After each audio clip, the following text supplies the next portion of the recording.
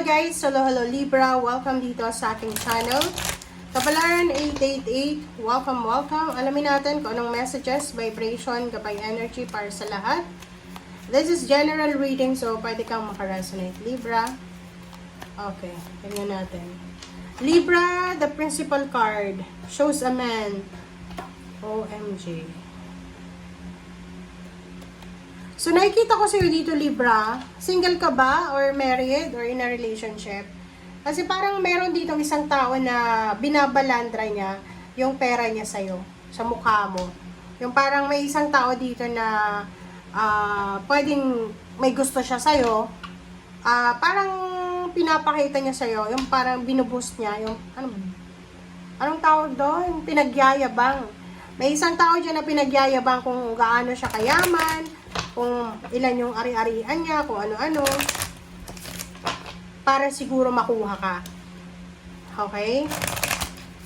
Tingnan natin.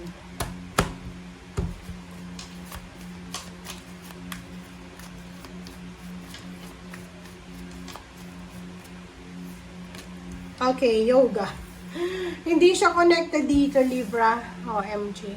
So, Libra, sinasabi ng bara sa'yo na yung iba sa inyo dyan, you need to take a rest, diba? Exercise, yoga. Pwedeng connected yan sa mga past readings natin na may mga Libra na masyadong stress, may mga anxiety na, nagde-depress na sila.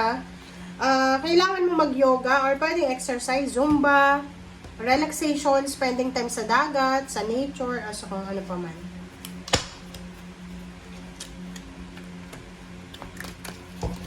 Pasensya na guys, ang laki kasi na ito eh. Kailangan kong ganawin. Ang lit kasi ng kamay ko eh. Okay. Libra. Tingnan natin. Okay, sabi ko na eh. Page of Cups. Diba? So, nakikita ko dito, maybe yung taong yan, Libra, na nag-o-offer sa'yo ng love, ay posibleng ano siya, dati mong manliligaw yan, ex mo ba yan? Pwedeng ganon, may reunion, nangyayari yan sa reunion, di ba? Pag nagkikita yung mga mag-ex, yayabangan ka eh, di ba? Papakita sa'yo na mayaman na siya ngayon, asensado, maganda, gwapo yung asawa niya, ganyan ganito, yung anak niya, ganyan, nakapagtapos. So, maybe may experience mo siya, okay? Sinasabi ng baraha sa'yo, Libra, na may mag-o-offer sa'yo ng love life. May mag-o-offer sa'yo ng friendship, collaboration. Pwedeng yung, eto yung hindi natuloy. Pwedeng yung ex mo. Or pwedeng eto yung may gusto sa'yo, pero hindi niya masabi-sabi na gusto ka niya. Dito din sinasabi ng baraha na isang salary increase, higher position, authority, empowerment, na hindi natuloy ang posibleng matutuloy na. So, halimbawa, dapat ay mapupromote ka na tapos hindi natuloy because of holiday or because of mga circumstances. Parang ganun. Sinasabi ng baraha sa'yo dito na merong promotion, salary increase, authority, good health, or magandang mangyayari sa buhay mo, lalo na sa loob ng trabaho. Okay, so halimbawa sa ngayon, Libra, single ka ba? Kasi kung halimbawa na nagtatrabaho ka sa isang company, may isang tao dyan na nagmamatsyag sa'yo. Hindi naman sa stalker siya, pero pinagmamasdan ka niya. May gusto siya sa'yo, parang everyday tinitingnan niya yung routine mo. And yung lihim niya na pagmamahal sa'yo, ay posibleng sabihin niya na. And luckily, it's either ikaw yung boss or siya yung boss. Diba? Ang galing, no? Or maybe ikaw, Libra, babae ka or lalaki, yung may-ari ng company or maybe yung supervisor mo, akala mo, galit siya palagi sa'yo eh. Kasi parang ikaw yung palagi niyang nakikita. Oy, Libra, mali yan. Or ganito, ganyan. Hindi mo alam, may gusto siya sa'yo eh. Ginagawa niya yon para kumbaga, niloloko niya yung sarili niya. Gusto niyang alisin ka sa sistema niya. Parang gano'n. So, naghahanap siya ng rason para mawala yung emotion niya para sa'yo, yung feelings niya, parang ganun.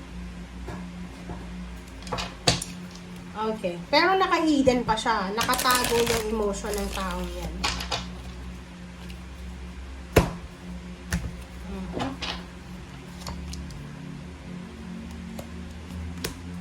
Wow. Congratulations, Libra, ha? Kasi, in terms of emotion, talagang magbabago yung takbo ng emotion mo.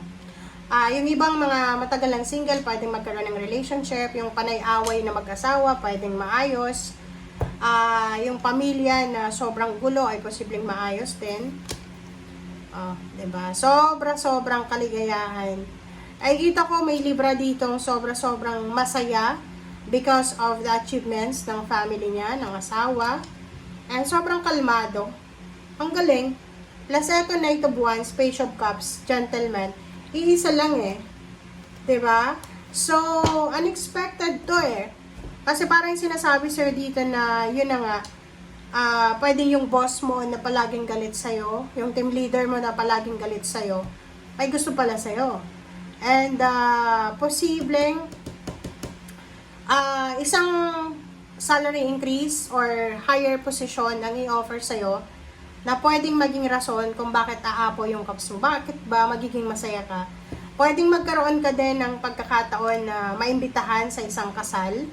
Pwede ka din magkaroon ng pagkakataon para maging ninang or ninong sa isang ikakasal or abay. Parang ganun. Sinasabi ng brasser dito na siguro mayroong mga Libra dito na dati ay medyo aloof ka sa mga tao. Yung parang nakafocus ka lang dito sa trabaho mo. And ngayon, nakikita ko sa'yo na balanse na.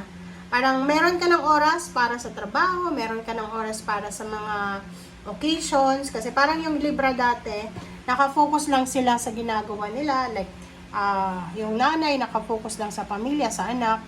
Yung father nakafocus lang sa trabaho. Yung parang ganon. And yung sistema ngayon ng baraha mo, parang sinasabi na yung mga Libra, parang 360 degrees na magbabago yung buhay nyo. Yung mga ayaw nyong gawin dati, gusto nyo nang gawin ngayon. Like yung pag-jogging, pag-exercise, or pag-a-attend sa mga okasyon, pwedeng gawin mo na siya sa ngayon. Marami, yung High Priestess kasi maraming mga hidden nakatago. So, maraming naka-hidden or nakatagong blessings or pwedeng mga opportunities ang naghihintay sa'yo since meron ditong Wheel of Fortune. Sinasabi ng barahan na maging positive lang tayo kasi darating yan sa tamang panahon. Okay? Thank you guys. Bye!